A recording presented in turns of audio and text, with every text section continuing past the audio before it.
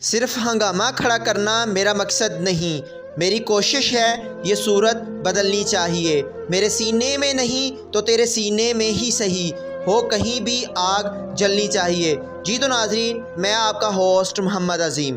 جب ہم نے دیکھا کہ شہر کی سیاست بری طرح سے بے حس ہو چکی ہے، آپ پورے شہر یا پھر گاؤں کی گلیوں کا سروے کر لیں، شہر ہو یا پھر گاؤں، آپ کو کوئی سڑک یا گلی اچھی تعمیر میں نہیں ملے گی۔ ہر گلی اور ہر کوچے میں مسائل اور صرف مسائل ہیں، باوجود اس کے کہ جن لیڈروں کو، جن ممبران کو آپ نے اسمبلی تک پہنچایا، وہ جو ہیں خواب غفلت میں سوئے ہوئے ہیں۔ کسی شاعر نے کیا خوب کہا ہے، الیکشن تک وہ غریبوں کا حجرہ دیکھتے ہیں، مل جائے قیادت تو مجرا دیکھتے ہیں۔ یہی آج ہمارے شہر اور گاؤں کی حالت ہے۔ عوام چلا چلا کر پریشان، سوشل ورکر آواز بلند کر کے تھک گئے ہیں، لیکن اس شہر کی سیاست اتنی بے بس ہو گئی ہے کہ ان پر کوئی اثر نہیں پڑتا۔ ناظرین، یہی حالت اس سڑک کی ہے۔ آپ دیکھ سکتے ہیں کہ لوگ یہاں سے کیسے گزرتے ہوں گے۔